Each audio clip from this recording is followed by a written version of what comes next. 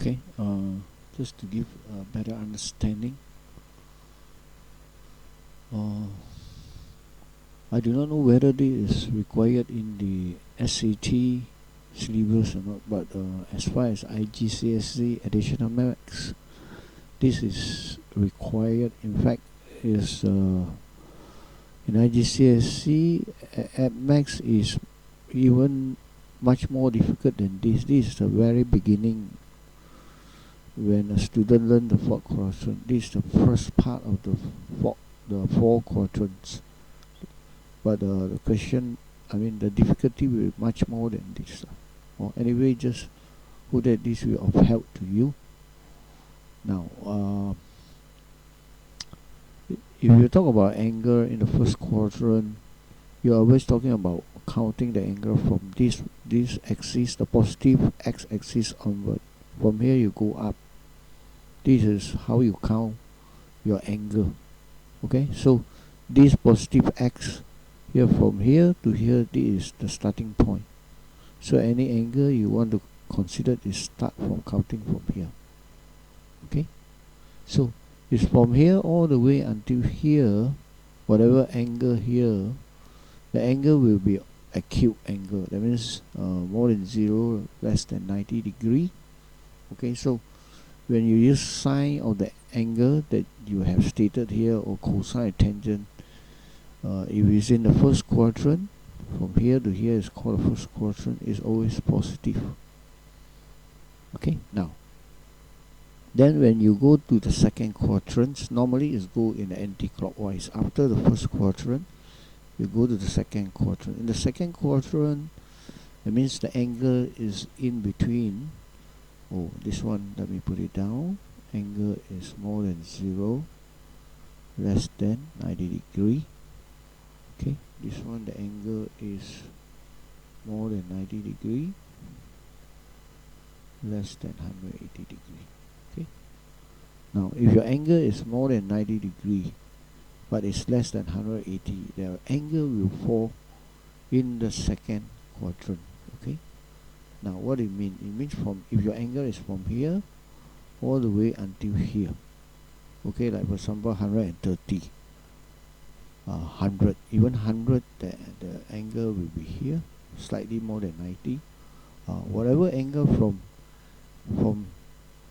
here all the way to here, okay, to this negative x, this is a negative x, this angle here from here, I mean, what I mean is you count the angle from here starting point all the way until here, or here. Okay, that angle is always an obtuse angle if you count from here all the way to this quadrant here. Okay, now if your angle is fall between from here all the way this second quadrant, all will be negative except sine. For example, sine, let's say you look at this, sine 137.5. You use a calculator, you will notice that it is be positive. If you use cosine and tangent, it will be negative. Okay.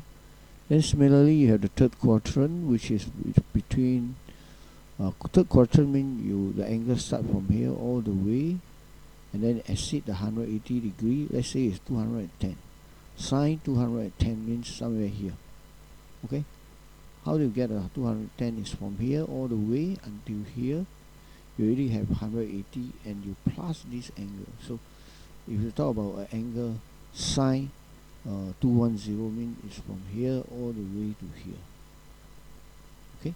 Now this is called, when you have angle from here all the way to fall between here, it's called is in the third quadrant, and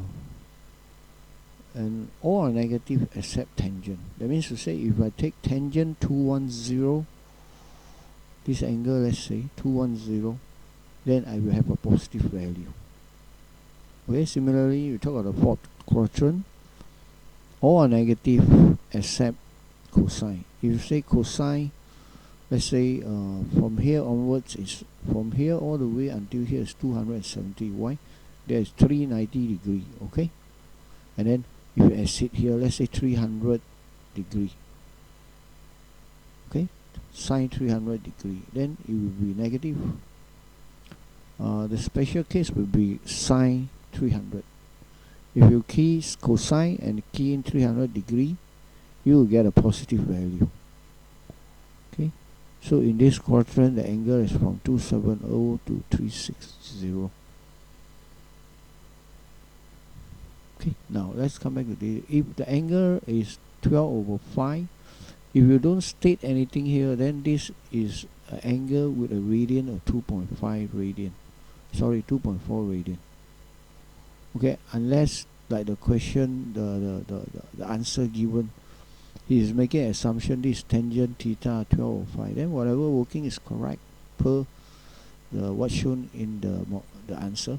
Okay, but then if you don't put a tangent here, then you cannot assume this is 12/5 as in the right angle triangle. You cannot make the assumption.